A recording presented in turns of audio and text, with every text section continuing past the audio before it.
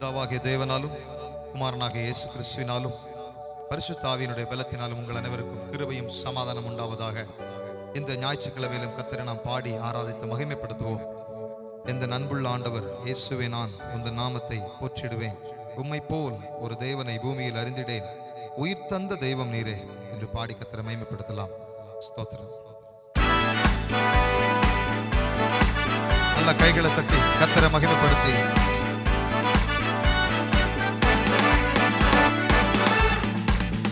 எந்த அன்புள்ள ஆண்டவர் இயேசுவே, நான் உந்த நாமத்தை போற்றிடுவேன். எந்த அன்புள்ள ஆண்டவர் இயேசுவே, நான் உந்த நாமத்தை போற்றிடுவேன். உம்மை போல் ஒரு தேவனை பூமியில் அறிந்திடு உயிர் தந்த தெய்வமே நீ. உம்மை போல் ஒரு தேவனை பூமியில் அறிந்திடு உயிர் தந்த தெய்வமே நீ. ஆனந்தம் ஆனந்தமே, அல்லும் பகலிலும் பாடிடுவேன். பாடுவோம். ஆனந்தம் ஆனந்தமே, அல்லும் பகலிலும் பாடிடுவேன். இயேசுவே எந்த நாருயிரே, இயேசுவே எந்த நாருயிரே. பெற்ற தாயுமன் தந்தையுமானவரே, மற்றும் எல்லாம் எனக்கு நீரே. பெற்ற தாயும் என் தந்தையுமானவரே, மற்றும் எல்லாம் எனக்கு நீரே. வானம் பூமியும் யாவுமே மாறிடினும் நீரு வாக்கு மாறாதவரே. வானம் பூமியும் யாவுமே மாறிடினும் நீரு வாக்கு மாறாதவரே. ஆனந்தம் ஆனந்தமே, அல்லும் பகலிலும் பாடிடுவே. ஆனந்தம் ஆனந்தமே, அல்லும் பகலிலும் பாடிடுவே. இயேசுவே எந்த நாருயிரே, இயேசுவே எந்த நாருயிரே. உயர் அடைக்கலத்தில் என்னை வைத்தவரே, உந்த நாமத்தை நம்பிடுவே. கர்த்தரை உயர்த்தி. உயர் அடைக்கலத்தில் என்னை வைத்தவரே, உந்த நாமத்தை நம்பிடுவே. உம்மை அல்லாதி பூமியில் யாரையும் நம்பிடு உயிருள்ள தெய்வமே நீ. உம்மை அல்லாதி பூமியில் யாரையும் நம்பிடேன் உயிருள்ள தெய்வமே நீ. ஆனந்தம் ஆனந்தமே, அல்லும் பகலிலும் பாடிடுவே. ஆனந்தம் ஆனந்தமே, அல்லும் பகலிலும் பாடிடுவே.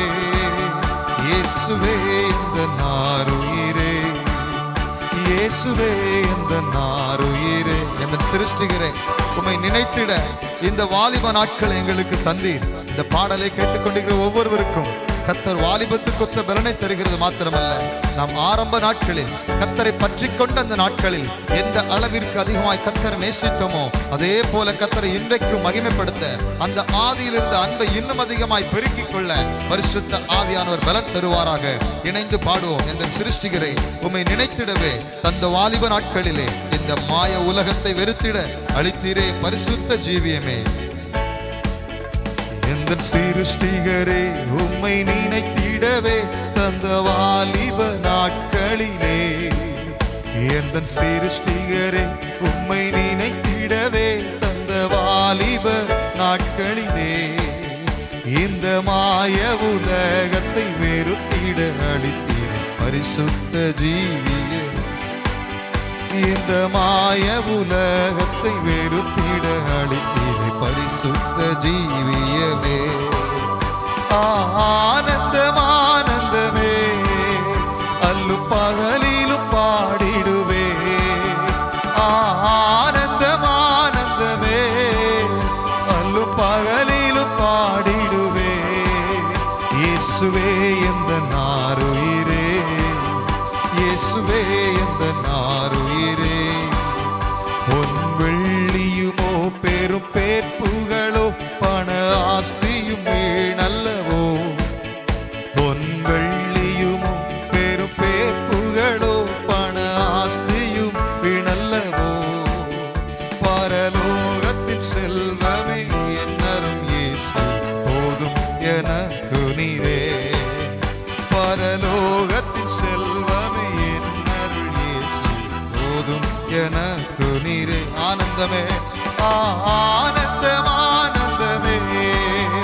அல்லும் பகலிலும் பாடிடுவே.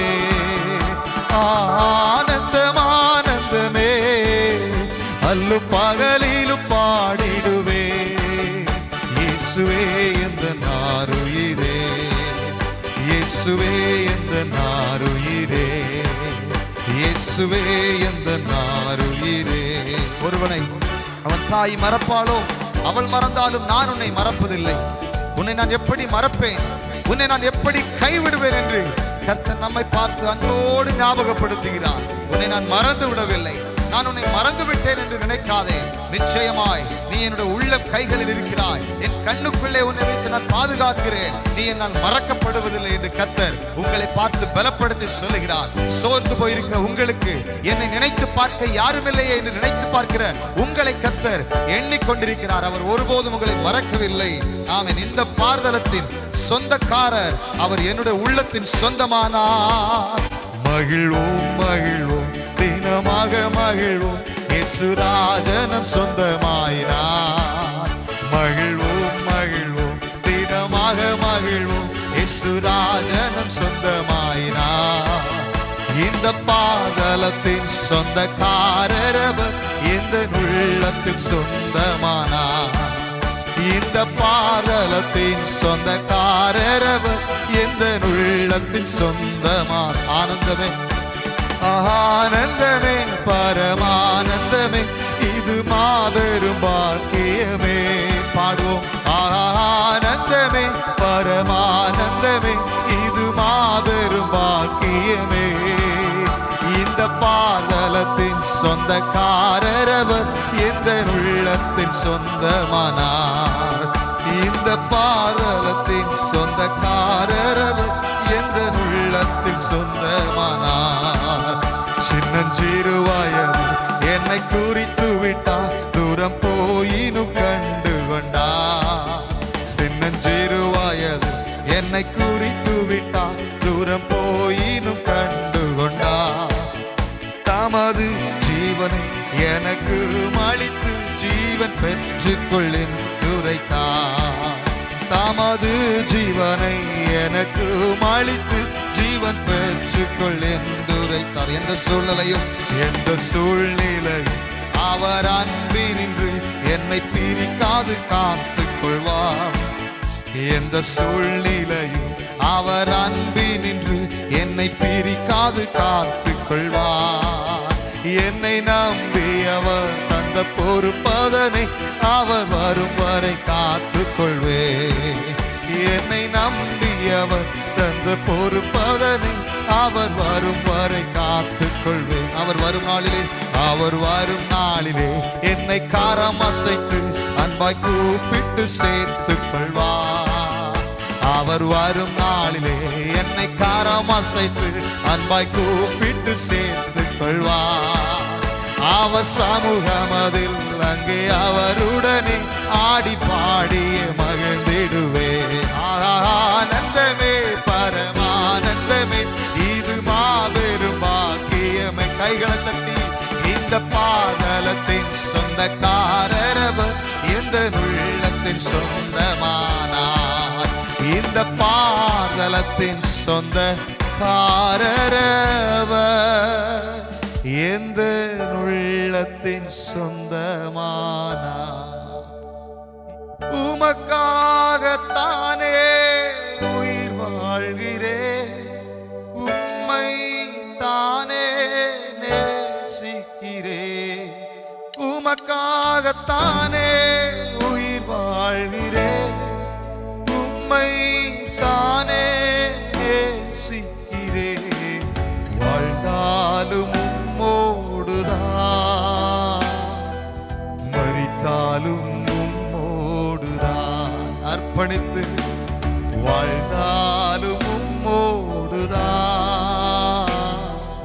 மரித்தாலும் உம்மோடுதான். உமக்காகத்தானே உமக்காகத்தானே உயிர் வாழ்கிறேன், உம்மை தானே நேசிக்கிறேன்.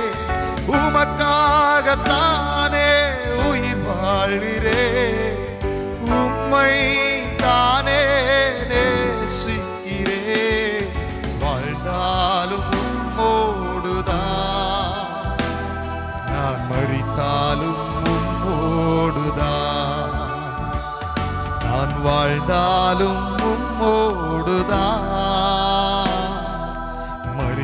வாழ்ந்தாலும் உம்மோடுதான். ஆத்தும பாரத்தை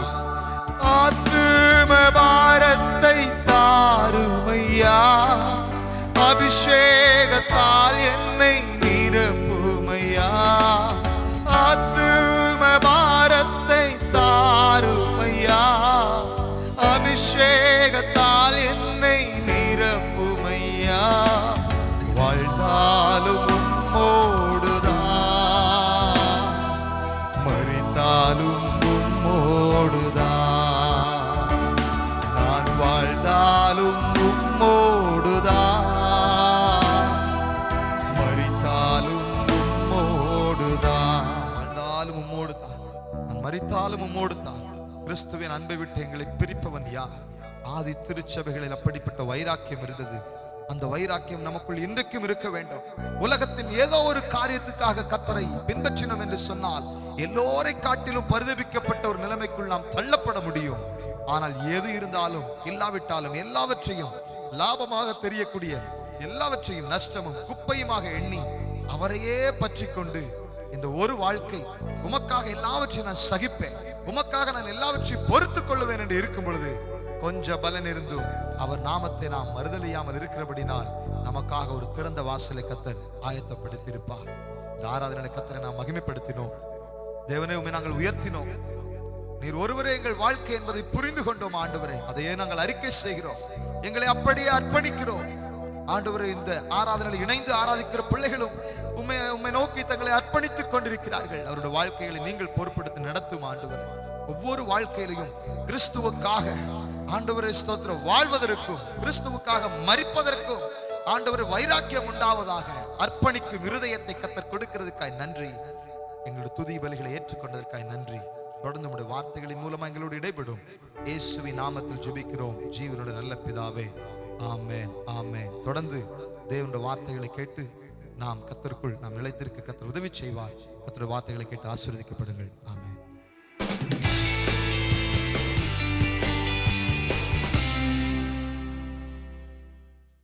கிறிஸ்துவுக்குள் பிரியமான ஒவ்வொருவருக்கும் இயேசுவின் நாமத்தில் அன்பின் வாழ்த்துக்கள். இந்த ஞாயிற்றுக்கிழமை ஆராதனையினுடைய செய்தியை கவனித்துக் கொண்டிருக்கிற ஒவ்வொருவரையும் கர்த்தர் ஆசீர்வதிப்பாராக.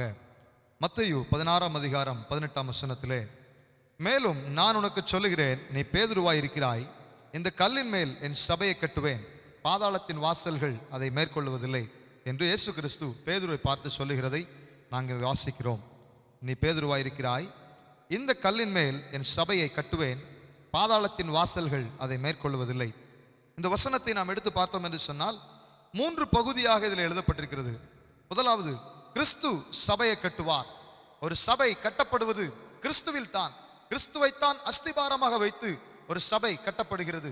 கிறிஸ்து இந்த பூமியில வந்து தன்னுடைய ரத்தத்தை சிந்தி விலைக்கரையம் கொடுத்து இரத்தக்கரையம் கொடுத்து அவருடைய ரத்தத்தின் மீட்பினாலே சபையை ஸ்தாபிக்கிறார். அதனால் தான் சொல்லுகிறார், இந்த கல்லின் மேல் என் சபையை கட்டுவேன். இரண்டாவதாக, சபை உபத்திரவத்தின் வழியாகத்தான் கடந்து செல்லும் என்பதை சொல்லுகிறார். சபை உபத்திரவத்தை அனுபவிக்கும், உலகமும் சபையை உபத்திரவப்படுத்தும், பாதாளத்தின் வாசல்களும் சபையை உபத்திரவப்படுத்தும். அருமையான தேவனுடைய பிள்ளைகளே, இந்த நாட்களில் நாம் சபையிலே ஒரு அங்கத்தினராய் இருக்கிறோம். ஆலயத்தில் ஒன்றாய் ஆராதிக்க முடியவில்லை. பலவிதமான சூழ்நிலைகள் மோசமாக இருந்தாலும் கூட நம்முடைய வீட்டில இருந்து நாம் நம்முடைய குடும்பமாக அந்த திருச்சபை ஆங்காங்கே இருந்து ஆராதித்துக் கொண்டுதான் இருக்கிறது. பரிசுத்தவான்களுடைய கூட்டம் இன்றைக்கும் ஆராதித்துக் கொண்டுதான் இருக்கிறது. ஆனால் ஆதி நாட்களிலிருந்து இந்நாட்கள் வரைக்கும் நாம் அதை புரிந்து கொண்டோம் என்று சொன்னால் பலவிதமான உபத்திரவங்கள், இன்னல்கள், மரணங்கள், இரத்த சாட்சிகள் இவைகளின் வழியாகத்தான் சபை கடந்து வந்திருக்கிறது. உலகமும் சபையை உபத்திரவப்படுத்தியது, பாதாளத்தின் வாசல்களும் சபையை உபத்திரவப்படுத்தியது. ஆனால் மூன்றாவதாக, பாதாளத்தின் வாசல்கள் சபையை மேற்கொள்ள முடியாது என்று சொல்லி கிறிஸ்து அங்கே சொல்லுகிறார். இந்த கல்லின் மேல் என் சபையை கட்டுவேன். சபை உபத்திரவத்தின் வழியாக கடந்து செல்லலாம், உலகமும் அதை உபத்திரவப்படுத்தும், பாதாளத்தின் வாசல்களும் அதை உபத்திரவப்படுத்தும். ஆனால் பாதாளத்தின் வாசல்கள் சபையை மேற்கொள்ள முடியாது என்று கர்த்தர் சொல்லுகிறார். இயேசு கிறிஸ்து இந்த உலகத்தில் வந்ததற்குரிய ஒரு முக்கியமான நோக்கம் தன்னுடைய திருச்சபையை ஸ்தாபிக்க, அதன் மூலமாய் தேவராஜ்யத்தின் சித்தம் நிறைவேறுவதுதான் கர்த்தர் இந்த உலகத்தில் வந்தார். அப்போஸ்தலர் நடவடிக்கைகளில் 1ஆம் அதிகாரத்தில் பார்க்கிறோம், மேல் வீட்டறையில் காத்திருந்த சீஷர்கள் பரிசுத்த ஆவியின் பலனை பெற்றுக்கொள்ளும்படியாக காத்திருந்தார்கள்.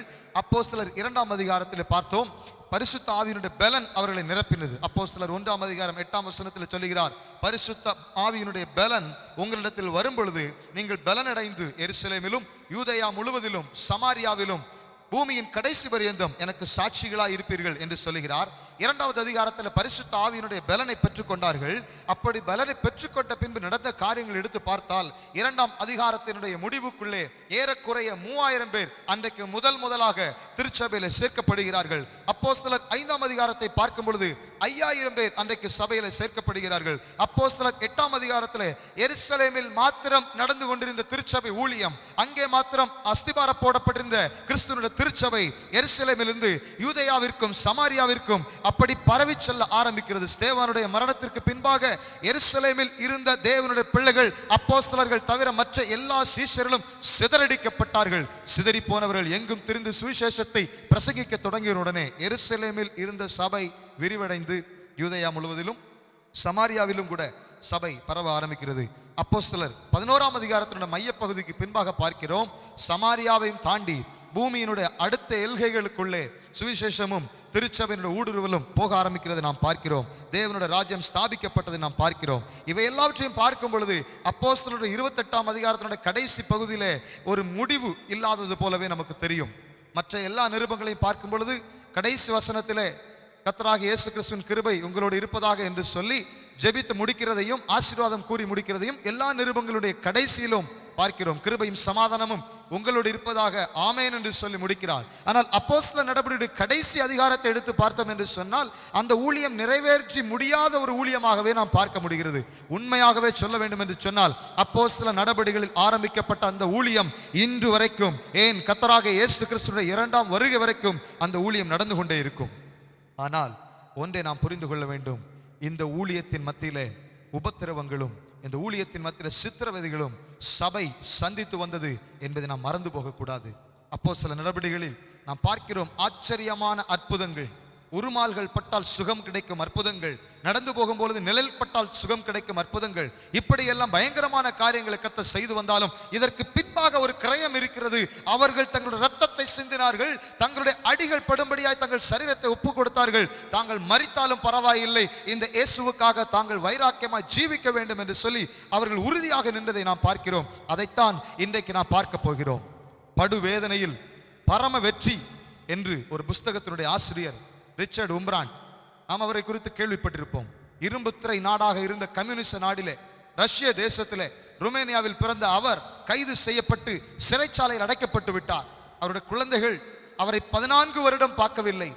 அவர் கைது செய்யப்பட்டு சில நாட்களிலே அவருடைய மனைவி சபினா உம்ரான் அவர்களும் கைது செய்யப்பட்டார்கள். ஆண்களுக்குரிய சிறைச்சாலையிலே ரிச்சர்ட் உம்ரான் சிறைவாசத்தை அனுபவித்துக் கொண்டிருக்கிறார். பெண்களுக்குரிய சிறைச்சாலையிலே சபினா உம்ரான் சிறைச்சாலையை அனுபவித்துக் கொண்டிருக்கிறார். இவருடைய பிள்ளைகள் பைத்தியம் பிடித்தவர்களைப் போல தந்தையையும் காண முடியாமல், தாயையும் காண முடியாமல், சோற்றுக்கு வழி இல்லாமல், உணவுக்கு வழி இல்லாமல் தெருக்களில் பிச்சை எடுத்து தங்கள் காலங்களை கழித்துக் கொண்டிருக்கிறார்கள். 14 வருடம் தன் தந்தை உயிரோடு இருக்கிறாரா, தன் தந்தை செத்து விட்டாரா என்று தெரியாது. ரிச்சர்ட் உம்ரான் நினைத்துக் கொள்கிறார் சபினா பத்திரமாக இருப்பாள் என்று. ஒரு நாள் செய்து வருகிறது, உன்னுடைய மனைவியும் இப்பொழுது சிறையில் இருக்கிறாள் என்று. சபினா உம்ரான் நினைத்துக் கொண்டார்கள் ரிச்சர்ட் உம்ரான் கொல்லப்பட்டிருப்பார்கள், செத்து போயிருப்பார் என்று. ரிச்சர்ட் நினைத்துக் கொள்கிறார் சபினா இறந்திருப்பாள் என்று சொல்லி. பிள்ளைகள் நினைத்துக் கொள்கிறது பெற்றோர் உலகத்தில் இல்லை என்று சொல்லி. பெற்றோர்கள் நினைக்கிறார்கள் பிள்ளைகள் என்னவாயிருக்கும் என்று சொல்லி. 14 வருடம் சூரியனை பார்க்காமல் மன உளைச்சலின் உச்சக்கட்டத்திற்கு சென்று 18 இடங்களில் இரும்பு கம்பிகளால் காய்க்கப்பட்ட கம்பிகளால் தாக்கப்பட்டு கொடூரமாய் அந்த இராணுவத்தினால் தாக்கப்பட்டு கம்யூனிஸ்டவாதிகளினால் தாக்கப்பட்டு 14 வருடம் கழித்து வெளியே சிறைச்சாலையை விட்டு வெளியே வரும்பொழுதுதான் பார்க்கிறார்கள் தன்னுடைய மனைவியும் சிறைச்சாலையில் உயிரோடு தனக்காக காத்துக் கொண்டிருந்தார்கள். 2 பேருமே விடுவிக்கப்பட்டார்கள். 14 வருடம் கழித்து தன்னுடைய பிள்ளைகளை போய் தெருவிலே தேடி அவர்கள் கண்டுபிடித்து மீண்டும் அந்த குடும்பம் ஒன்றாகியது. ரஷ்ய தேசத்தில் உள்ள இரும்பு கம்பிகளின் மத்தியிலே அந்த இருட்டு திருச்சபைகள் ஆரம்பிக்கப்பட்டதுதான் இன்றைக்கு ரஷ்ய தேசத்திலேயே பெரிய எழுப்புதலை கொண்டு வந்திருக்கின்றன. திருச்சபை என்பது உபத்திரவத்தின் வழியாகத்தான் கடந்து செல்லும். கர்த்தர் சொல்லுகிறார், இந்த கல்லின் மேல் என் சபையை கட்டுவேன். பாதாளத்தின் வாசல்கள் சபையை மேற்கொள்ளக்கூடிய அநேக சூழ்நிலைகள் உண்டாகும், ஆனால் மேற்கொள்வதில்லை. ஜனங்களும் உபத்திரவப்படுத்துவார்கள், பாதாளத்தின் வாசல்களும் உபத்திரவப்படுத்தும். பாதாளத்தின் வாசல்கள் ஒரு நாள் பரலோகத்தின் வாசல்களை மேற்கொள்ள முடியாது என்பதை நாம் இதில் புரிந்து கொள்ளப் போகிறோம். எத்தனை வைராக்கியமாய் ஆதி நாட்களில் இருந்த திருச்சபைகள் இருந்தது என்பதையே இன்றைக்கு நாம் பார்க்க போகிறோம். அப்போஸ்தலரிலே ஆரம்பிக்கும் பொழுது ஊழியம் மகத்துவமாய் ஆரம்பிக்கிறது. காத்திருந்தார்கள். 2ஆம் அதிகாரத்தில் நிரப்பப்பட்டார்கள். 3ஆம் அதிகாரத்தில் சப்பானியாய் கிடந்த ஒருவனை பேதுருவும் யோவானும் சென்று தூக்கிவிட்டு அங்கே மிகப்பெரிய ஒரு ஆச்சரியமூட்டக்கூடிய அற்புதத்தை இயேசுவின் நாமத்தில் நிறைவேற்றி முடிக்கிறார்கள். ஆனால் கொஞ்ச நேரத்தில் பார்க்கிறோம் உபத்திரவம் ஆரம்பிக்கிறது. 4ஆம் அதிகாரத்திலேயே பேதுரு கைது செய்யப்படுகிறான். கைது செய்யப்பட்டு பிரதான ஆசாரியர்கள் எல்லாரும் வந்து அவனை கூட்டிக் கொண்டு போய்விட்டார்கள். அவனை என்ன செய்யலாம் என்று அவர்கள் யோசிக்கிறார்கள். ஏன் நீ இப்படி செய்தாய்? நீங்கள் எந்த வல்லமையினாலே எந்த நாமத்தினாலே இதை செய்தீர்கள் என்று அப்போஸ்தலர் 4:7 பிரதான ஆசாரியனும் காய்பாவும் யோவானும் அலெக்சந்தரும் பிரதான ஆசாரியருடைய குடும்பத்தார் எல்லாரும் சேர்ந்து பேதுருவை மத்தியிலே நிறுத்தி இந்த கேள்வியை கேட்கும் பொழுது பேதுரு பயந்து ஓடிவிடவில்லை. தைரியமாய் சொல்லுகிறான். பரிசுத்த ஆவியினாலே நிறைந்து அவன் சொல்லுகிறான், நீங்கள் எதனாலே செய்தீர்கள் என்று கேட்டீர்களானால், உங்களால் சிலுவையில் அறையப்பட்டு மரித்தோரிலிருந்து உயிரோடு எழுப்பப்பட்டவராய் இருக்கிற நசரேயனாக இயேசு கிறிஸ்துவின் நாமத்தினாலேயே இவனை உங்களுக்கு முன்பாக நான் சொத்தமாய் நிறுத்தினேன் என்று உங்களுக்கு தெரிந்திருக்க கடவுது. வீடு கட்டுகிறவர்கள் ஆகாதென்று தள்ளின அவரே உங்களுக்கு மூளைக்கு தலைக்கல்லார், சபைக்கு தலைக்கல்லாய், திருச்சபையின் அஸ்திபாரமாய் மாறினார் என்று எடுத்து சொல்லுகிறான். எவ்வளவு ஒரு வைராக்கியம்! முன்னே பயந்து போயிருந்தவன், தைரியமற்றிருந்தவன் இப்பொழுது சொல்லுகிறான், உங்களால் தான் அவர் கொல்லப்பட்டார், அவர் உயிரோடு எழுந்து அவர் சபையை ஸ்தாபித்திருக்கிறார் என்பதை சொல்லுகிறான். 5ஆம் அதிகாரத்திலே ஏற்கனவே எச்சரிக்கப்பட்டு வீட்டுக்கு அனுப்பப்பட்ட அவன் திரும்பவும் அந்த ஊழியத்தை செய்யும் பொழுது 2வது முறையாக பேதுரு கைது செய்யப்படுகிறான். 41ஆம் வசனத்தில் நாம் பார்க்கிறோம், பேதுருவை அடித்து அனுப்பிவிட்டார்கள் என்று பார்க்கிறோம். 5ஆம் அதிகாரம் 40ஆம் வசனத்திலே, அப்பொழுது அவர்கள் அவனுடைய யோசனைக்கு உட்பட்டு அப்போஸ்தலரை வரவழைத்து அடித்து இயேசுவின் நாமத்தை குறித்து பேசக்கூடாது என்று கட்டளையிட்டு அவர்களை விடுதலையாக்கினான். கடந்த நாட்களில் எல்லாம் தொலைக்காட்சியில் நாம் பார்த்து நம்மை மிகவும் வேதனைப்படுத்தின ஒரு சம்பவம் உண்டு. கொடூரமாய் தகப்பனும் மகனும் கொல்லப்பட்ட ஒரு சம்பவம் உண்டு. அதை குறித்து நாம் கேட்கும் பொழுது இருதயமெல்லாம் பதைக்கிறது. ஏன் இப்படி அழைத்து சென்று இப்படிப்பட்ட ஒரு இன்னலுக்குள்ளாகி கொடூரமாய் இப்படி கொல்லப்பட்டார்கள் என்பதை பார்க்கும் பொழுது நமக்கு மிகவும் வேதனையாக இருக்கிறது. இங்கே அப்போஸ்தலர் நடவடிக்கைகளில் பார்த்தோம் என்று சொன்னால் இதை போல பல சம்பவங்கள் அடிக்கடி நடந்து கொண்டிருக்கிறது. அப்போஸ்தலர்களை வரவழைத்தார்கள், வரவழைத்தவர்களை உள்ளே வைத்து நன்றாய் அடித்தார்கள்.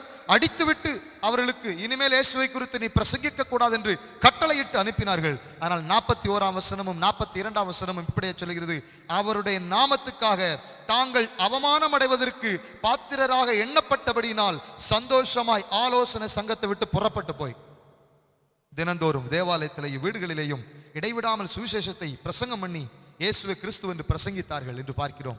எத்தனை ஒரு வைராக்கியம்! ஆதி திருச்சபையில் இந்த வைராக்கியம் இன்றைக்கு இருக்கிறதா இல்லை குறைந்து போய்விட்டதா? ஆதி திருச்சபைகள் எல்லாம் கவலைப்பட்ட காரியங்கள் வேறு, இன்றைக்கு இருக்கிற திருச்சபைகள் எல்லாம் கவலைப்பட்டுக் கொண்டிருக்கிற காரியங்கள் வேறு. முதல் இரத்த சாட்சி மரணத்தை குறித்து, ஸ்தேவானை குறித்து நாம் அப்போஸ்தலர் 7ஆம் அதிகாரத்தில் பார்க்கிறோம். 7 பேரை தெரிந்து கொண்டு சபையை பராமரிப்பதற்காய், ஊழியத்தை பராமரிப்பதற்காய் தெரிந்து கொண்டார்கள். பரிசுத்த ஆவியும் விவேகமும் நற்சாட்சியும் பெற்ற 7 பேரில் ஒருவன் தான் ஸ்தேவான்.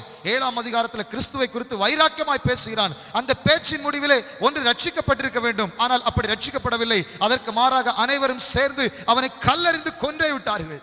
அப்படி கொல்லப்படும் போது கூட கடைசியாய் சொல்லுகிறான் வைராக்கியமாக, இவர்களை மன்னியும், தாங்கள் செய்கிறது என்னென்று அறியாதிருக்கிறார்கள் என்று சொல்லி இவர்கள் மேல் இந்த அக்கிரமங்களை சுமத்தாதிரும் என்று சொல்லி வானத்தை பார்த்து, பற்களை கடித்துக் கொண்டிருந்த அவர்கள் மத்தியில் வானத்தை பார்த்து கல்லெறியை வாங்கி கொண்டே தன்னுடைய ஜீவனை விட்டு பரலோகத்துக்கு அவன் எடுத்துக் கொள்ளப்பட்டான். அருமையான தேவனுடைய பிள்ளைகளே, உபத்திரவங்கள் இல்லாமல் இல்லை. 2வது இரத்த சாட்சியை யாக்கோபு அப்போஸ்தலர் 12ஆம் அதிகாரத்தில் பார்க்கிறோம். சிரச்சேதம் செய்து கொல்லப்பட்டான். கைது செய்து அழைத்து சென்றார்கள். உள்ளே சென்றவனை தலையை வெட்டி கொன்று விட்டார்கள். 2வது இரத்த சாட்சி யாக்கோபு. சபை உபத்திரவத்தை அனுபவிக்க துவங்கியது. அற்புதங்கள் நடந்தது உண்மைதான், ஆச்சரியமான மகத்துவங்கள் நடந்தது உண்மைதான். ஆனால் சுமூகமாகவே கர்த்தர் சபையை நடத்தி கொண்டிருக்கவில்லை. ஒன்றை நாம் புரிந்து கொள்ள வேண்டும், சபை உபத்திரவத்தின் வழியாகத்தான் கடந்து செல்லும்.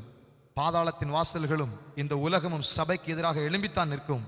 ஆனால் கர்த்தர் சொல்லுகிறார், பாதாளத்தின் வாசல்கள் இதை மேற்கொள்ள முடியாது என்று கர்த்தர் சொல்லுகிறார். ஒருவேளை நீங்களும் கூட கர்த்தருக்காக ஏதேனும் உபத்திரவங்களை அனுபவித்திருந்தால் நீங்கள் சகித்து கொண்டு தைரியமாயிருங்கள். அதுதான் நமக்கு கர்த்தர் கொடுத்திருக்கிறது. திடன் கொள்ளுங்கள், நான் உலகத்தை ஜெயித்தேன், நீங்களும் உலகத்தை ஜெயிப்பீர்கள் என்று கர்த்தர் சொல்லுகிறார். அப்போஸ்தலரில் தொடர்ந்து நாம் பார்க்கும் பொழுது 7ஆம் அதிகாரத்திலே முதல் இரத்த சாட்சி 12ஆம் அதிகாரத்தில் 2வது இரத்த சாட்சி. இப்படி ஒவ்வொரு இரத்த சாட்சிகளாய் குறித்து நாம் பார்க்க போகிறோம். சபை உபத்திரவப்பட துவங்கியது. உபத்திரவங்களின் வழியாகத்தான் சபை வளர்ந்தது. உபத்திரவங்கள் என்னென்ன செய்தது என்று பார்த்தோமானால் ஆச்சரியமா இருக்கிறது. உபத்திரவங்கள் சபையை வளர்த்தது. உபத்திரவங்கள் சுவிசேஷத்தை உறுதியாக்கியது. உபத்திரவங்கள் வல்லமை உள்ள வார்த்தைகளை பேச செய்தது. ஒவ்வொரு இரத்த சாட்சிகளும் தாங்கள் மரிக்கும் முன்பதாக அவர்கள் வாயிலிருந்து வந்த வார்த்தைகள் ஜனங்களை அசைய செய்தது. விசுவாசத்தை இன்னும் பலப்படுத்தியது. கர்த்தரை விட்டு ஓடிவிட வேண்டும் என்கிற எண்ணத்தை கொடுக்காமல் நானும் வாழ்ந்தாலும் செத்தாலும் கர்த்தருக்காக இருப்பேன் என்கிற அந்த வைராக்கியத்தை கொடுத்தது. உபத்திரவங்கள் உபத்திரவப்படுத்தியவர்களை கிறிஸ்துவண்டை காந்தம் இரும்பை இழுப்பது போல இழுத்துக் கொண்டது. அப்படி இழுத்துக் கொள்ளப்பட்டவன் தான் பவுல். வீடுகள் தோறும் நுழைந்து புருஷர்களையும் ஸ்திரீகளையும் இழுத்து அடித்து கொலை செய்தவன் இந்த சவுல். அவனும் உபத்திரவப்படுத்தியவன் தான். ஆனால் ஒரு நாள் அவனையே கர்த்தர் கொண்டு வந்து தனக்காக உபத்திரவப்படும்படி அவனை கர்த்தர் அழைத்து கொண்டு வந்ததை பார்க்கிறோம். உபத்திரவப்படுத்தியவர்கள் கர்த்தருக்காக ரட்சிக்கப்பட்டார்கள். இரும்பு திரையின் நாடாகிய ரஷ்யாவில் நாம் படிக்கிற அந்த சாட்சிகளை கேட்கும் பொழுது, டார்ச்சர்ட் ஃபார் கிரைஸ்ட், படுவேதனையில் பரம வெற்றி என்கிற அந்த புஸ்தகத்தை படிக்கும் பொழுது நாம் பார்க்கிறோம், அநேக நேரம் அடித்து கொன்றவர்கள், அடித்து கொன்ற ராணுவ வீரர்கள், கம்யூனிஸ்ட் வீரர்கள், அவர்கள் பின்பாக அந்த சாட்சியை பார்த்து அவர்களே ரட்சிக்கப்பட்டதை நாம் பார்க்கிறோம். உபத்திரவப்படுத்திய சவுல் கிறிஸ்துவுக்காக உபத்திரவப்படுகிறவனாக மாறினான். சபைகளை துன்புறுத்தியவனே சபைகளை ஸ்தாபிக்கிறவனாக மாறினான். பாதாளத்தின் வாசல்கள் பரலோகத்தின் வாசல்களை மேற்கொள்ள முடியாது என்பதற்கு அதிகமான உதாரணங்களை நாம் இந்த வேதத்திலே பார்க்க முடிகிறது. உபத்திரவங்களின் வழியாகத்தான் சபைகள் கடந்து போய் கொண்டிருக்கின்றன. இந்த நாட்களில் நமக்கு ஏற்படுகிறதெல்லாம் பெரிய அளவிலான உபத்திரவம் அல்ல. அகில உலகமே பிரச்சனையில் இருக்கிறது, அதுதான் உண்மை. ஆனால் ஆதி நாட்களிலிருந்து சற்று முன்பாக, சில நூற்றாண்டுகளுக்கு முன்பாக, சில வருஷங்களுக்கு முன்பாக கூட திருச்சபை உபத்திரவத்தின் வழியாகத்தான் கடந்து வந்தது. 1990 முதலிலிருந்து இறுதி வரைக்கும் பல தேசங்களிலே கம்யூனிஸ்ட்வாதிகளின் மத்தியிலே திருச்சபைகள் துன்புறுத்தப்பட்டது. இன்றைக்கும் கிறிஸ்துவை அறியாத புது இடங்களிலே மிஷனரிகள் தாக்கப்படுவதையும் சபைகள் தீக்குளுத்தி எரியப்படுவதையும் நாம் பார்க்கிறோம். இதெல்லாம் மத்தியிலே தான் திருச்சபை ஸ்தாபித்து அது வேகமாய் வளர்ந்து கொண்டிருக்கிறது. உபத்திரவங்கள் தான் உண்மையான சாட்சிகளை எழுப்பியது. ஆண்களும் பெண்களும் குழந்தைகளும் கூட விசுவாசத்திற்காக கொடூரங்களை அனுபவித்து இரத்த சாட்சியாக கொல்லப்பட்டிருக்கிறார்கள். வேதத்தில் பார்க்கிறோம். வெளியே உள்ள சாட்சிகளை குறித்து கேள்விப்படுகிறோம். எத்தனையோ பேர் உபத்திரவங்கள் வந்தவுடனே பயந்து இயேசுவை விட்டு ஓடிவிடாமல், தேவன் வேண்டாம் என்று ஓடிவிடாமல், தாங்களும் தங்களுடைய குடும்பங்களும் கூட மரிப்பதற்கு ஆயத்தமாக இருந்தார்கள். நாகாலாந்து மாநிலத்திலே இயேசுவை குறித்து அறிவிக்க வந்த மிஷனரி, அவரும் அவருடைய மனைவியும் அவருடைய பிள்ளைகளும் இருக்கும் பொழுது அந்த மாநிலத்தினுடைய மலைவாசிகளின் தலைவனாய் இருந்தவன் அவர்களை குடும்பமாய் அழைத்து வர சொல்லி, யாரையோ ஒருவரை இங்கே போதிக்கிறாயாமே, நீ போய்விடு, இல்லை என்றால் உன்னுடைய பிள்ளைகளை கொன்று விடுவேன் என்றான். முதலாவது தன்னுடைய ஒவ்வொரு பிள்ளைகளையா கொன்றான். கொல்லும் பொழுது பார்த்தான், அவருடைய இருதயம் பதைபதைத்தது. ஆனாலும் இருதயத்தை கல்லாக்கி கொண்டான். எல்லா பிள்ளைகளையும் ஒன்று ஒன்றாக பெற்றோரின் முன்பாக, கண் முன்பாகவே அவன் கொன்று கொண்டிருக்கிறான்.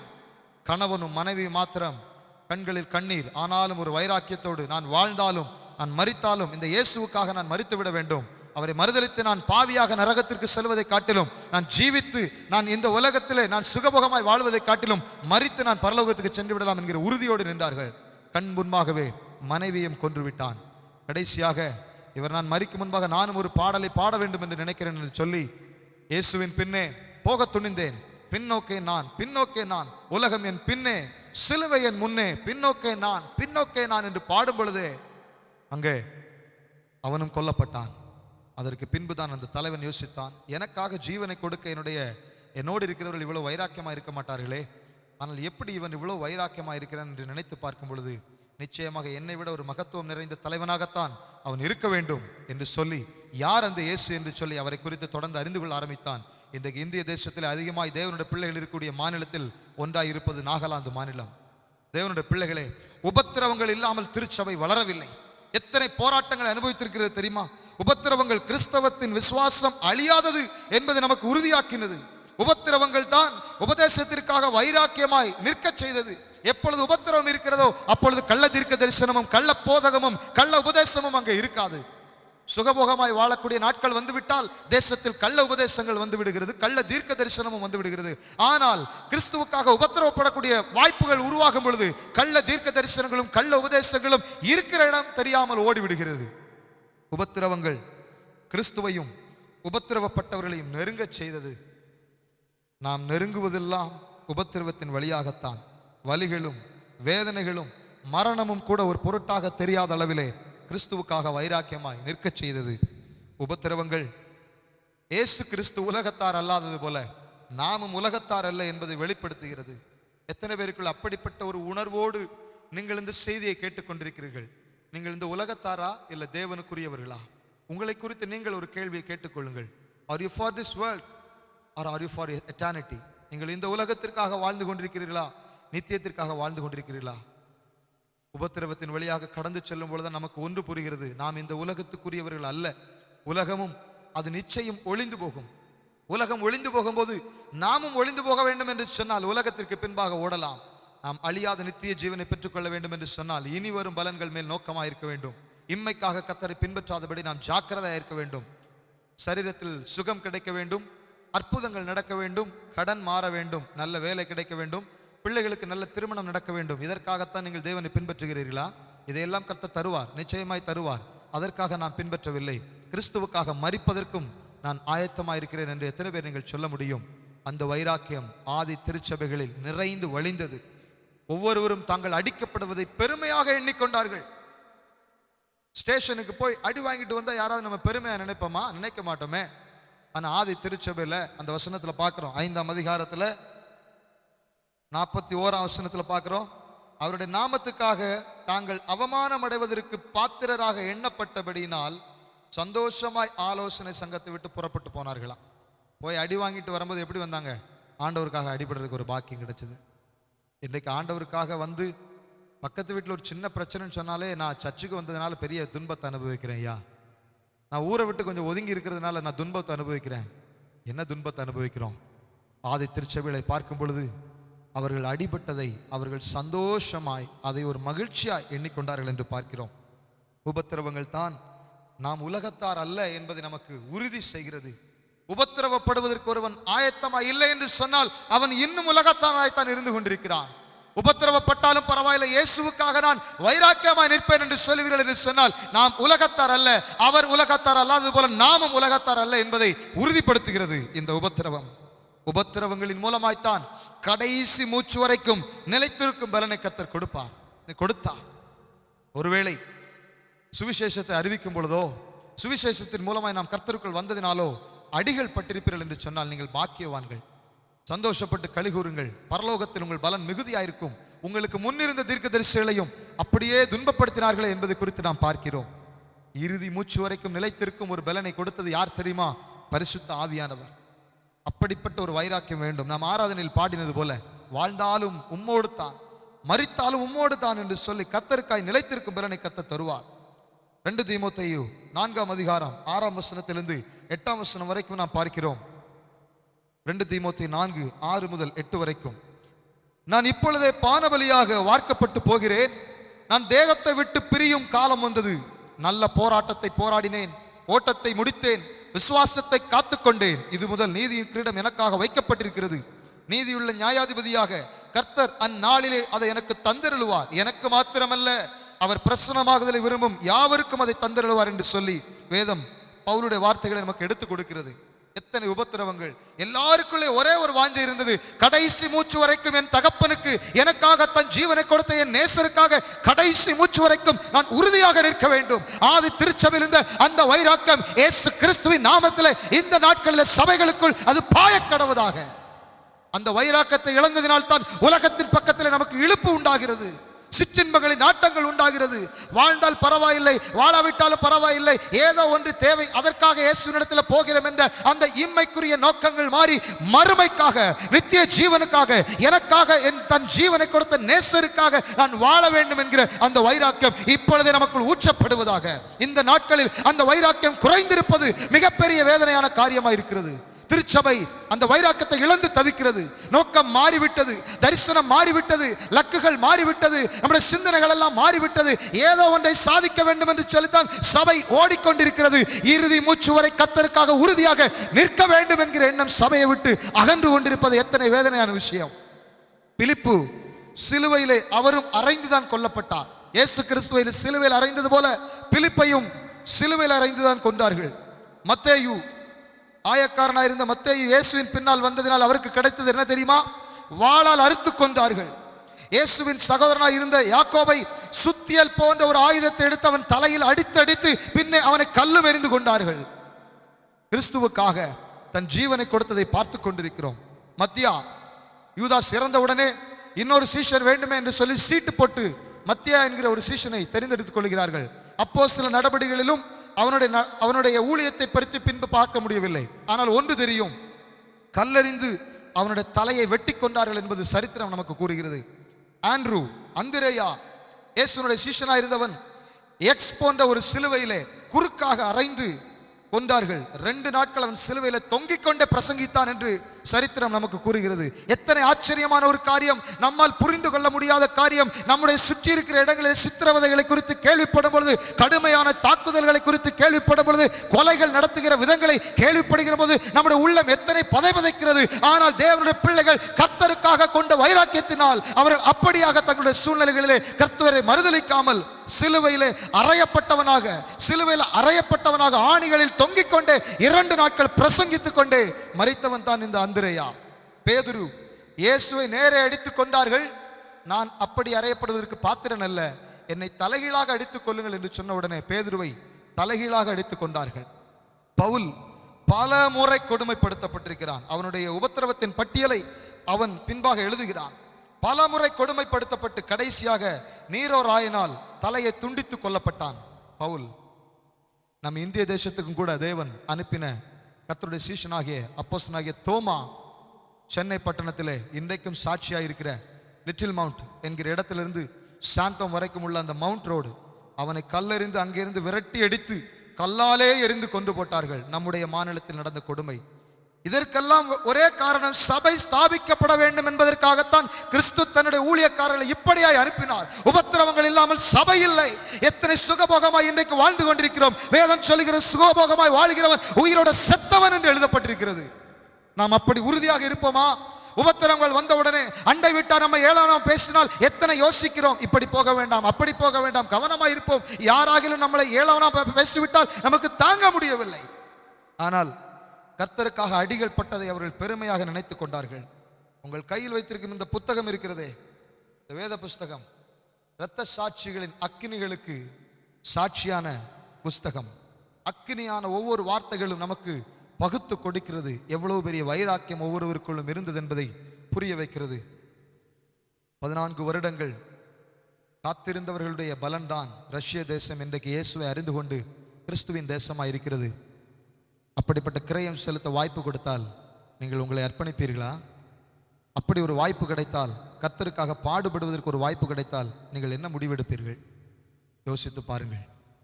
ஆண்டவருக்காக அடிகள் படுவதற்கு ஒரு வாய்ப்பு கிடைத்தால் நீங்கள் என்ன செய்வீர்கள்? அடிகள் படுவீர்களா? பாடுகளை சகிப்போமா? பாடுகள் சகித்தால் பரமனின் வருகையில் நமக்கும் பங்குண்டு. இக்காலத்து பாடுகள் இனி வரக்கூடிய அந்த மகிமைக்கு ஒப்பிடத்தக்கவைகள் அல்ல.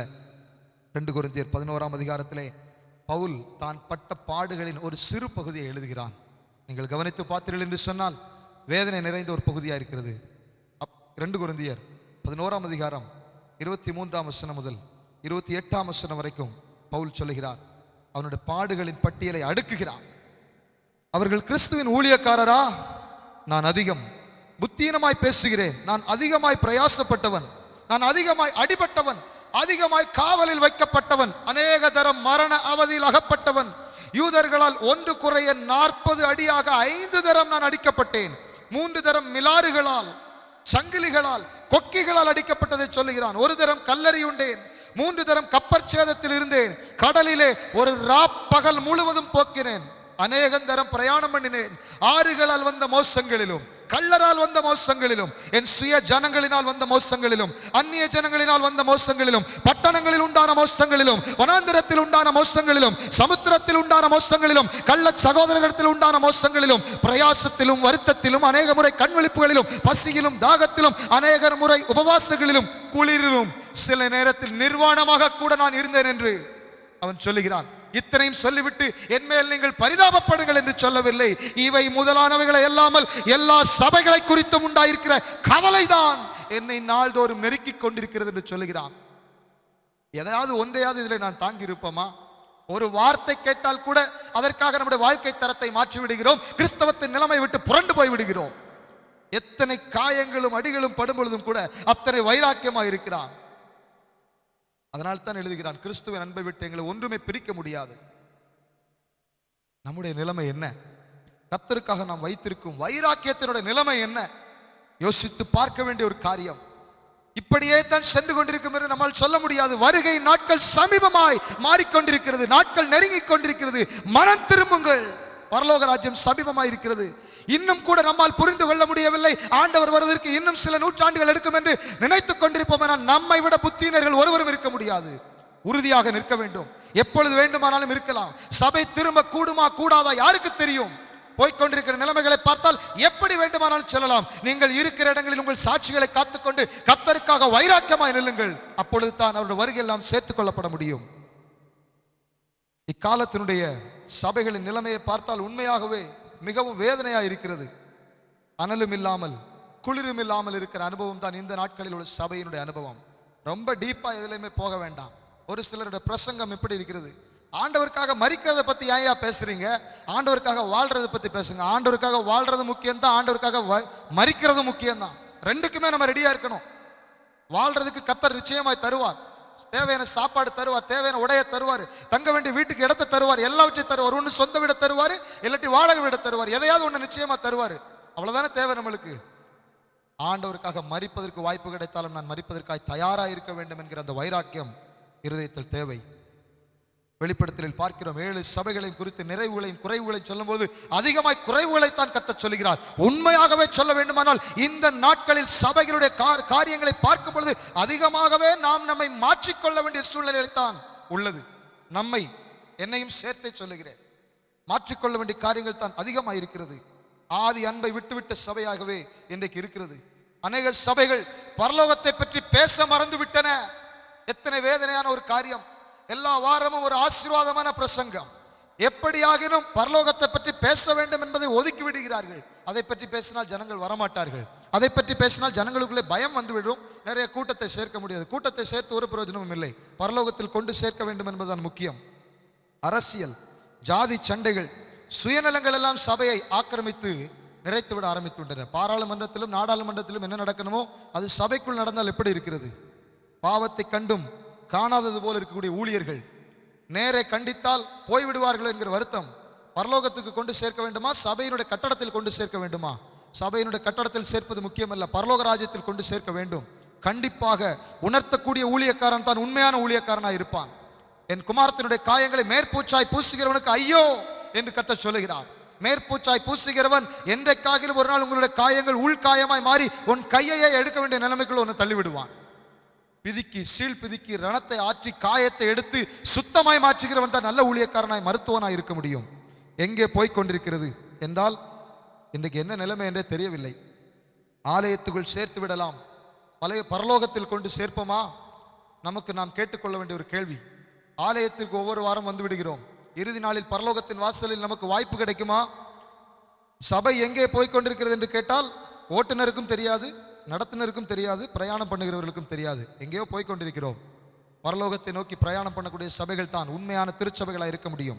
லக்கை இழந்து, அழைப்பை மறந்து, நிறைவேற்ற வேண்டியதை மறந்து, தரிசனத்தை மறந்து பிரசங்கிக்கப்பட்டவர்களுக்கே திரும்ப திரும்ப பிரசங்கங்கள் போய்கொண்டிருக்கின்றது. எத்தனை கோடி ஜனங்கள் இன்னும் அழிந்து கொண்டிருக்கிறார்கள். அவர்களை சிந்திப்பதற்கு நமக்கு நேரம் இல்லை. திரும்ப திரும்ப அற்புத கூட்டங்கள், செழிப்பு பிரசங்கங்கள், கள்ள உபதேசங்கள். நாட்கள் பொல்லாதவர்களானபடினால் காலத்தை நாம் பிரயோஜனப்படுத்திக் கொள்ள வேண்டும். பிரதான கட்டளையை நாம் நிறைவேற்ற வேண்டிய காலகட்டத்துக்குள் நாம் இருக்கிறோம். மத்தேயு 28ஆம் அதிகாரத்திலே 18, 19, 20, 21 கர்த்தர் சொல்லுகிறார். 20 சொல்லுகிறார், வானத்திலும் பூமியிலும் சகல அதிகாரமும் எனக்கு கொடுக்கப்பட்டிருக்கிறது. ஆகையால் நீங்கள் புறப்பட்டு போய் சகல ஜாதிகளையும் சீஷராக்கி பிதா குமாரன் பரிசுத்த ஆவியின் நாமத்திலே அவர்களுக்கு ஞானஸ்நானம் கொடுத்து நான் உங்களுக்கு கட்டளையிட்ட யாவையும் அவர்கள் கைக்கொள்ளும்படி அவர்களுக்கு உபதேசம் பண்ணுங்கள். இதோ உலகத்தின் முடிவு பரியந்தம் சகல நாட்களிலும் நான் உங்களுடன் இருக்கிறேன் என்று கர்த்தர் சொல்லுகிறார். நாம் மறந்து விட்டோமா? அறிவிப்பதற்கு மறந்து விட்டோமா? சுவிசேஷம் ஒன்று இருக்கிறது என்பதை மறந்து விட்டோமா? பக்கத்து வீட்டுக்காரர்களுக்கு, நம்மிடத்தில் பேசுகிறவர்களுக்கு, அறியாதவர்களுக்கு இயேசு கிறிஸ்து சொல்ல வேண்டும் என்பதெல்லாம் நம்முடைய ஞாபகத்தில் இருக்கிறதா? இப்பொழுது ஆலயம் இல்லை, நாம் ஏன் சொல்ல வேண்டும்? ஆலயம் இருந்தால் தானே சுவிசேஷம் சொல்ல வேண்டும். அப்படியெல்லாம் வேதம் சொல்லவே இல்லை. இன்றைக்கு இருக்கிற இவ்வளவு ஆலயத்தின் கட்டடங்கள் ஆதி திருச்சபை நாட்களில் கிடையாது. ஒரு சில இடங்களில் பப்ளிக் கேதரிங் பிளேசஸ், சில பொதுவான கூட்டங்கள் நடத்தக்கூடிய சில இடங்கள் இருந்தது, சில இடங்களில் ஜெப ஆலயங்கள் இருந்தது என்று பார்க்கிறோம். ஆனால் அதிகமான ஆராதனைகள் வீடுகள் தோறும் நடந்ததை குறித்து நாம் தியானிக்கிறோம். அதனால் தான் சவுல் எல்லோரையும் வீடுகள் தோறும் தேட வேண்டிய சூழ்நிலையா இருந்தது. ஒருவேளை இப்பொழுது இருக்கிற நிலைமையை போல் இருந்தால் ஞாயிற்றுக்கிழமை வந்து அவ்வளவு பேரும் அள்ளிக்கொண்டு போயிருப்பான். ஆனால் ஆதி திருச்சபையில் அப்படி இல்லை. எங்க நடக்குது, எங்க ஆராதனை நடக்குதுன்னு தெரியாது. வீடுகள் தோறும் போய் தேட வேண்டிய சூழ்நிலை. அப்படி ஒவ்வொரு வீடுகளும் எழுப்புதல் கூட்டம் நடக்கிற வீடுகளா இருந்தது. நம்முடைய உண்மையான நிலைமை என்ன? ரோமர் 15:21 ஆழமான தரிசனமாய் எனக்குள் புதைந்திருக்கிற ஒரு வார்த்தையை உங்களோடு நான் பகிர்ந்து கொள்ள பிரியப்படுகிறேன். நான் மற்றொருவனுடைய அஸ்திபாரத்தின் மேல் கட்டாதபடிக்கு கிறிஸ்துவனுடைய நாமம் சொல்லப்பட்டிராத இடங்களில் சுவிசேஷத்தை அறிவிக்கும்படி நாடுகிறேன். உபத்திரவங்களின் வழியாக சபைகள் தாண்டி வந்து கொண்டிருக்கின்றன, கடந்து வந்து கொண்டிருந்தன. அதன் மூலமாய்த்தான் திருச்சபைகள் ஸ்தாபிக்கப்பட்டு எழுந்தன. எத்தனை மிஷனரிகள் நம்முடைய தேசத்தில் இரத்தக்கரையம் சிந்திருக்கிறார்கள். ரொம்ப காலம் வேண்டாம், கடந்த சில 15-20 ஆண்டுகளுக்கு முன்பாக கிரஹாம் ஸ்டெயின்ஸ் தன்னுடைய 2 மகன்களோடு வட மாநிலத்தில் எரித்து கொல்லப்பட்டார், கிறிஸ்துவின் ராஜ்யத்தை ஸ்தாபிக்கும்படியாக. அருமையான தேவனுடைய பிள்ளைகளே, உபத்திரவங்களின் வழியாகத்தான் சபை கடந்து வந்து கொண்டிருக்கிறது. சுவிசேஷத்தை அறிவிக்க மறந்து விடாதீர்கள். திருச்சபை ஸ்தாபிதத்தில் நமக்கு பங்கு இருக்கிறது என்பதை மறந்து போகாதீர்கள். அப்படி செய்யும் பொழுது யாராக நம்மை அடித்தால் கூட வாங்கிக் கொள்ள நாம் தயாராக இருக்க வேண்டும். உபத்திரவங்களை அனுபவிப்பதை நாம் பெருமையாக மேன்மையாக எண்ணிக்கொள்ள வேண்டும். சுவிசேஷத்திற்காக நாம் எழும்ப வேண்டும். ஆராய்ந்து பார்க்க வேண்டிய ஒரு தருணத்தில் நாம் இருக்கிறோம். நினைத்து பார்க்க வேண்டிய ஒரு நேரத்தில் இருக்கிறோம். எத்தனை பெரிய வைராக்கியம் நமக்குள் இருக்கிறது. ஏதோ ஒரு ஆசீர்வாதத்துக்கான கர்த்தரை நீங்கள் பின்பற்றினால் அது போதாது. கர்த்தருக்காக நீங்கள் செய்ய வேண்டிய அநேக காரியங்கள் இருக்கிறது. அவர் சிலுவையில தான் எல்லா காரியங்களும் சம்பாதித்து ஏற்கனவே தந்து விட்டாரு. எப்பொழுதெல்லாம் தேவையே சிலுவை நாடி சென்றால் எடுத்துக்கொள்ளலாம். சுகம் வேண்டுமானால் சிலுவையில் பெற்றுக்கொள்ளலாம். தரித்திரம் மாற வேண்டுமானால் சிலுவையில் பெற்றுக்கொள்ளலாம். நம்முடைய சாபம் மாற வேண்டுமானால் சிலுவையில் பெற்றுக்கொள்ளலாம். எல்லாவற்றையுமே அவர் தந்து விட்டார். வேதம் அப்படித்தான் சொல்லுகிறது. சொந்த குமாரனை தந்தவர் மற்ற எல்லாவற்றையும் அருளாதிருப்பது எப்படி என்று சொல்லுகிறார். ஆனால் நாம் என்ன செய்ய போகிறோம், அதுதான் முக்கியம். இயேசுவுக்காக, கிறிஸ்துவுக்காக நான் என்ன செய்ய போகிறேன்? சுவிசேஷத்திற்காக எழும்புவோம். உபத்திரவங்கள் வந்தாலும், அடிகள் பட நேர்ந்தாலும், இந்த உலகத்தில் தானே ஒரு வாய்ப்பு. பரலோகத்திற்கு போன பின்பு அடிகள் பட வாய்ப்பு இல்லை. பரலோகத்திற்கு போன பின்பு சுவிசேஷம் சொல்ல வாய்ப்பு கிடையாது. பரலோகத்திற்கு போன பின்பு இப்படி செய்திகள் எல்லாம் அங்கே கிடையாது. அங்கே ஒன்றே ஒன்று, ஆராதனை மட்டும்தான் வாய்ப்பு. அடிகள் பட கூட ஒரு வாய்ப்பு என்றால் இந்த உலகத்தில் மட்டும்தான். உபத்திரவங்கள் பட ஒரு வாய்ப்பு என்றால் இந்த உலகத்தில் மட்டும்தான். சுவிசேஷத்தை அறிவிக்க ஒரு வாய்ப்பு என்றாலும் இந்த உலகத்தில் மட்டும்தான். கர்த்தருக்காக செய்ய வேண்டியது நாம் செய்ய வேண்டும். ஒரு ஆத்மாவை கூட ரட்சிப்புக்குள்ளாய் நடத்தாமல், ஒருவருக்கு கூட சுவிசேஷத்தை அறிவித்து ஆண்டவரண்டை அவர்களை நடத்தாமல், வெட்கத்தோட வெறும் கையாக பரலோகத்தின் வாசலில் நாம் நிற்றோம் என்று சொன்னால் நம்மை விட பரிதபிக்கப்பட்டவன் ஒருவனும் இருக்க முடியாது. ஆத்ம ஆதாயமே செய்யாமல் பரலோகத்திற்கு சென்று விடலாம் என்று நீங்கள் நினைக்க வேண்டாம்.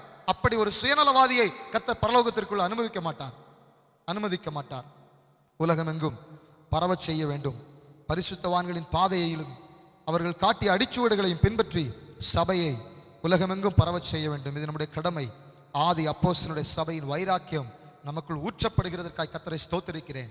ஏனோ தானோ என்று கிறிஸ்துவுக்காய் வாழ்ந்தவர்கள், தயவாய் உங்கள் வாழ்க்கையை கர்த்தருக்காக ஒப்படையுங்கள். நான் ஏதாகிலும் உமக்காய் செய்ய வேண்டும் ஆண்டவரே. வெந்ததை தின்போம், விதி வந்தால் சாபம் என்று வாழ்கிற இந்த வாழ்க்கை வேண்டாம் என்று கடைசி மூச்சு வரைக்கும் நான் ஏதாகிலும் உமக்காக நான் சாதித்தாக வேண்டும், ஒரு கூட்ட ஜனத்தை உமக்காக ஆயத்தப்படுத்த வேண்டும் என்று வைராக்கியமாக எழும்ப வேண்டும். அப்படிப்பட்ட வைராக்கியத்தை தேவன் இன்றைக்கு நம் மத்தியில் ஊற்றிக் கொண்டிருக்கிறதுக்காய் ஸ்தோத்திரம்.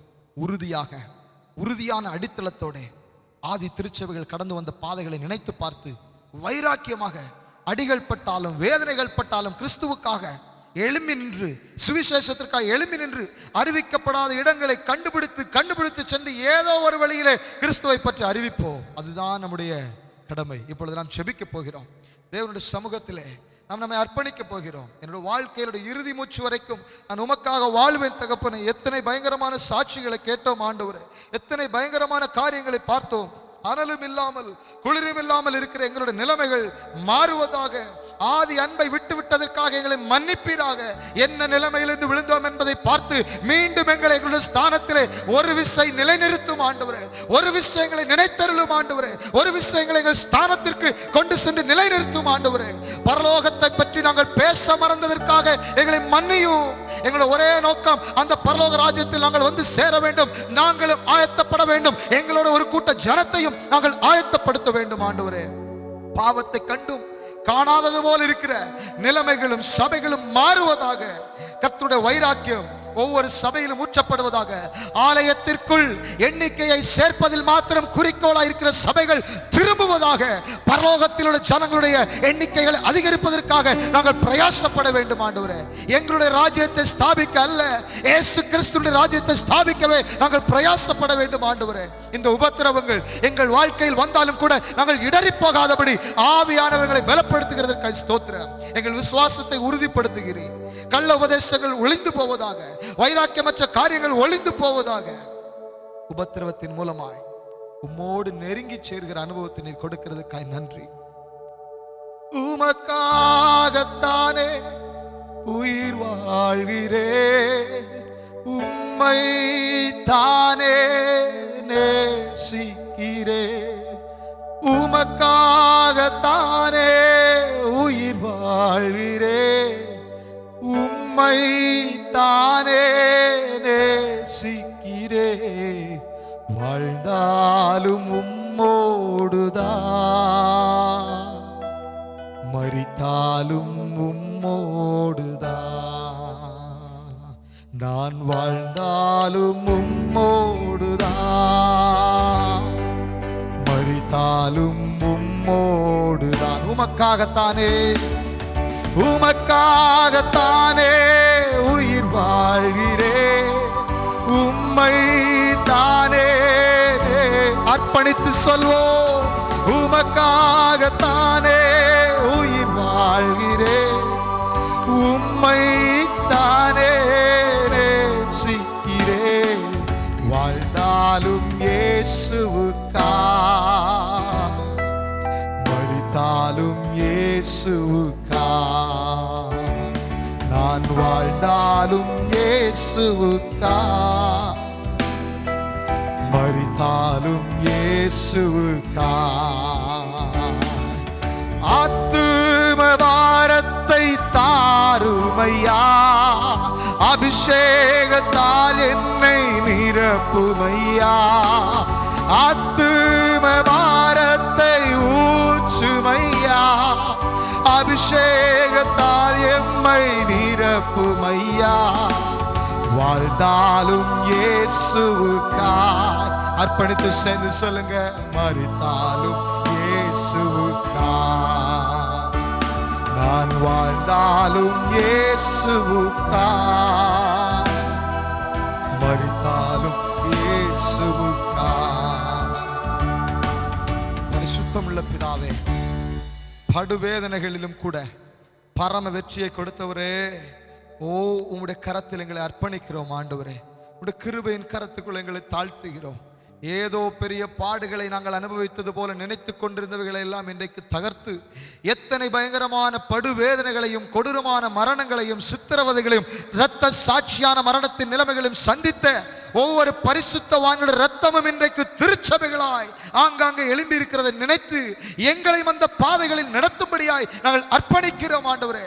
உமக்காக நாங்கள் பாடுபடுவதற்கும் எங்களை அர்ப்பணிக்கிறோம் ஆண்டவரே. ஆண்டவரே, உமக்காக எழும்பி பிரகாசிக்க வேண்டும். மரணமானாலும் ஜீவனானாலும் கிறிஸ்துவின் அன்பை விட்டு எங்களை பிரிப்பவன் யார்? வருங்காலமோ நிகழ்காலமோ வல்லமைகளோ அதிகாரங்களோ எங்களை ஒருவரும் பிரிக்க முடியாது என்று நாங்கள் நிச்சயித்திருக்கிறோம் என்று பவுல் சொல்லுகிறது போல நாங்களும் அர்ப்பணித்து சொல்லுகிறோம். வாழ்ந்தாலும் இயேசுவுக்காக, மரித்தாலும் இயேசுவுக்காக. ஒரு விசை பரிசுத்த ஆவியானவர், ஒரு விசை பரிசுத்த ஆவியானவர் ஆதி திருச்சபைகளின் நாட்களிலே ஊற்றப்பட்ட அந்த வைராக்கியத்தை எங்கள் சபைகளின் மத்தியிலே செய்தியை கேட்கிற ஒவ்வொருடைய உள்ளத்திலும் ஊற்றுவீராக. அந்த வைராக்கியம் மனலா எழும்பட்டும். கர்த்தருக்காக எழுப்பி சாதிக்கும்படியாக வைராக்கியம் ஊற்றப்படுவதாக. உறுதியாய் நிற்க, உறுதியாய் நிற்க. பாறையின் மேல் கட்டப்பட்ட அஸ்திபாரம் உள்ள அந்த உறுதியான வீட்டை போல உறுதியாய் நிற்க பலனை கொடும். இந்த கல்லின் மேல் என் சபையை கட்டுவேன், பாதாளத்தின் வாசல் அதை மேற்கொள்ளுதல் என்று சொன்னீரே, அந்த வார்த்தைக்காக நன்றி. அதை பிடித்துக் கொண்டு நாங்கள் சுடராய் எழும்ப பிரகாசிக்க உதவி செய்யும். என்னென்ன காரியத்தோடு உம்முடைய பிள்ளைகள் இந்த செய்தியை கேட்டுக்கொண்டிருக்கிறார்களோ அத்தனை காரியங்களை கர்த்தர் கவனித்திருக்கிறீர். அவர்கள் இந்த வார்த்தைகளை கேட்டுக்கொண்டிருக்கும் போதே இன்னொரு பக்கத்தில் கர்த்தர் அவர்களுக்கு கொடுக்க வேண்டிய பதில்களை கொடுத்தபடியால் ஸ்தோத்திரம். பலவீனத்தோடு கவனிக்கிறவர்களுக்கு இயேசுவின் நாமத்தில் பலன் உண்டாவதாக. வியாதிகள் மாறுவதாக, தரித்திரங்கள் மாறுவதாக, கடன்களை அடைத்து முடிக்க வேண்டிய பலனை கொடும். எல்லாவற்றுக்கும் மேலாக வசனத்தில் நிலைத்திருந்து வாழக்கூடிய சக்தியை கர்த்தர் கொடுப்பீராக. கிருபையின் கரத்துக்குள்ளே தாழ்த்தி தருகிறோம். இயேசுவின் நாமத்தில் ஜெபிக்கிறோம் ஜீவனுள்ள நல்ல பிதாவே, ஆமேன் ஆமேன். என் ஆத்துமாவே கர்த்தரை ஸ்தோத்திரி, என் முழு உள்ளமையோட பரிசுத்த நாமத்தை ஸ்தோத்திரி. என் ஆத்துமாவே கர்த்தரை ஸ்தோத்திரி, அவர் செய்த சகல உபகாரங்களையும் மறவாதே. நம்முடைய கர்த்தராகிய இயேசு கிறிஸ்துவின் கிருபையும் பிதாவாகிய தேவனுடைய அன்பும் பரிசுத்த ஆவியினுடைய அந்யோன்ய ஐக்கியமும் உங்கள் அனைவரோடும் எப்பொழுதும் இப்பொழுதும் நிலைத்தும் நிறைந்திருப்பதாக. ஆமென். God bless you. கேட்ட வார்த்தைகளின்படி கர்த்தருக்காக உறுதியாக எழும்புவோம், கர்த்தருக்காக நாம் செயல்படுவோம்.